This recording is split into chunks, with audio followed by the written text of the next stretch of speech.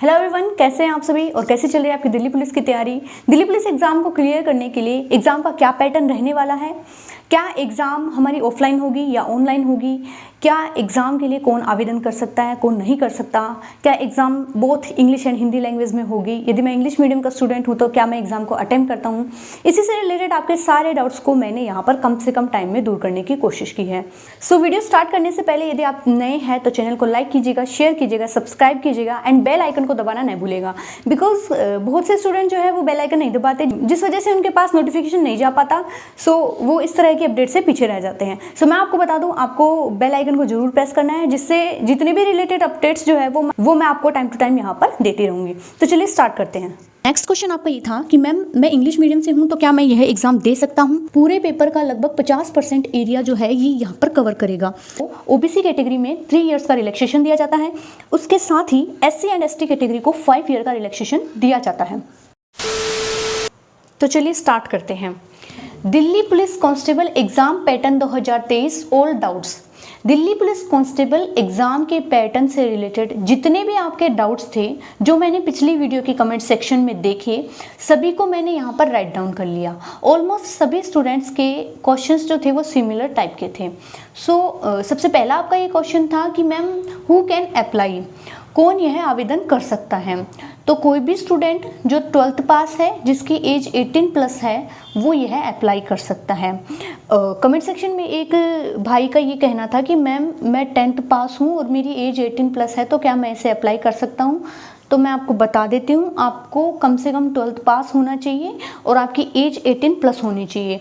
कुछ स्टूडेंट का ये कहना था कि मैं 12th पास हूँ पर मेरी एज अभी 18 नहीं हुई है। सो आपको कम से कम किसी भी फॉर्म को अप्लाई करने के लिए 18 तो एज लेनी ही होगी।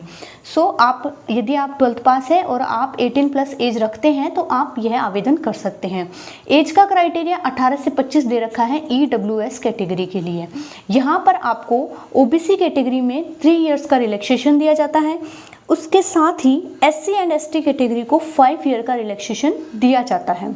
एक भाई ने पिछली लगभग सभी वीडियो में कमेंट किया था कि मैम मेरी DOB ये है तो क्या मैं अप्लाई कर सकता हूँ नहीं कर सकता हूँ, मुझे डाउट है, आप मुझे सजेस्ट कीजिए, मैं पढ़ाई पर ध्यान नहीं दे पा रहा हूँ। उसके डाउट को क्लियर कर देती हूँ मैं अच्छे से। तो आपकी एज जो है वो 1 अगस्त 2023 से काउंट होगी। अगर 1 अगस्त 2023 से आप 18 से 25 यदि आप EWS कैटेगरी में हैं और अगर आप OBC या SC ST कैटेगरी में हैं तो आपको यहाँ पर 3 और 5 रिलैक्सेशन दिया जाएगा। इस हिसाब से आप काउंट कर लीजिए कि क्या आप इसके लिए एप्लीकेबल है या नहीं। नेक्स्ट क्वेश्चन आपका ये है कि मैम इस एग्ज़ाम में कौन कौन से सब्जेक्ट यहाँ पर रहने वाले हैं। मैं आपको बता देती हूँ, एग्ज़ाम का पैटर्न बहुत ईजी रहने वाला है। बस इसमें अगर देखा जाए तो टफेस्ट यही रहता है या GK या GS, क्योंकि ये आएगा आपका 50 नंबर का। पूरे पेपर का लगभग 50% एरिया जो है ये यहाँ पर कवर करेगा। आपको इस पे ज़्यादा फोकस देने की ज़रूरत है। 4 सब्जेक्ट आपके रहने वाले हैं जो नॉर्मली हर एग्ज़ाम में होते हैं, GK GS, reasoning, maths and computer. ये आपका एग्ज़ाम का पैटर्न रहने वाला है। नेक्स्ट क्वेश्चन आपका ये था कि मैम एग्ज़ाम का क्या मोड होगा, एग्ज़ाम ऑफलाइन होगी जिसमें OMR भरी जाती है या फिर ऑनलाइन होगी जो कंप्यूटर पे बैठ कर दी जाती है। मैं आपको बता देती हूँ, आपकी एग्ज़ाम का पैटर्न ऑनलाइन होगा। CBT टाइप टेस्ट होगा, यानी कंप्यूटर बेस्ड टेस्ट होगा। आपको अपनी एग्ज़ाम कंप्यूटर पर बैठ कर ऑनलाइन मोड पर देनी होगी। नेक्स्ट क्वेश्चन आपका ये था कि मैम क्वेश्चन जो है वो किस प्रकार के होंगे। क्वेश्चन आपके सब्जेक्टिव टाइप के होंगे या ऑब्जेक्टिव टाइप के। तो क्वेश्चन आपके सिंपली ऑब्जेक्टिव टाइप के होंगे, जिसमें 4 आपको ऑप्शन दिए जाएंगे, उसमें सटीक और सही उत्तर जो आपको लगता है वो आपको वहाँ पर चुनना होगा। अगला प्रश्न आपका ये था कि मैम हर एक क्वेश्चन जो है वो कितने नंबर का होगा। तो प्रत्येक क्वेश्चन आपका 1 नंबर का होगा। इस प्रकार से लगभग 100 क्वेश्चन आपके 100 नंबर के हो जाते हैं। नेक्स्ट क्वेश्चन आपका ये था कि मैम मैं इंग्लिश मीडियम से हूँ तो क्या मैं यह एग्ज़ाम दे सकता हूँ। मैं आपको बता देती हूँ, पेपर जो है इंग्लिश और हिंदी बोथ लैंग्वेज में होगा। यदि आप इंग्लिश मीडियम के हैं या हिंदी मीडियम के, आप दोनों ही ये एग्ज़ाम दे सकते हैं। पर आप जब CBT एग्ज़ाम देने के लिए बैठते हैं तो वहाँ कंप्यूटर पे आपको अपनी लैंग्वेज सिलेक्ट करनी होगी। वहाँ पर आपके सामने एक क्वेश्चन आएगा, सिलेक्ट योर लैंग्वेज। उस टाइम पे अगर आप इंग्लिश मीडियम के हैं तो आप इंग्लिश लैंग्वेज को सिलेक्ट कर लीजिएगा। नेक्स्ट हम बात करते हैं एग्ज़ाम का ड्यूरेशन क्या रहेगा, कितनी अवधि तक यह एग्ज़ाम चलेगी।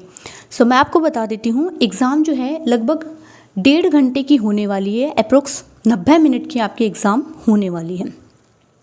नेक्स्ट क्वेश्चन आपका ये है कि मैम इस एग्ज़ाम में टोटल कितने क्वेश्चन आएंगे। इस एग्ज़ाम में 100 क्वेश्चन आएंगे और टोटल कितने नंबर की एग्ज़ाम होगी, 100 नंबर की होगी, यानी कि 100 प्रश्न 100 नंबर के होंगे जिन्हें आपको 90 मिनट में करना होगा। 90 मिनट का टाइम ओवर होने के बाद में आपकी कंप्यूटर स्क्रीन से सारे क्वेश्चन यहाँ पर चले जाते हैं, क्योंकि वो सारे क्वेश्चन ऑलरेडी सबमिट हो जाते हैं। नेक्स्ट क्वेश्चन आपका ये है कि मैम क्या नेगेटिव मार्किंग होगी एग्ज़ाम में। तो जी हाँ, एग्ज़ाम में नेगेटिव मार्किंग होगी, बिकॉज कंपटीशन का लेवल इस तरह बढ़ता जा रहा है कि नेगेटिव मार्किंग की वजह से ही स्टूडेंट डाउन सिचुएशन में आ जाता है।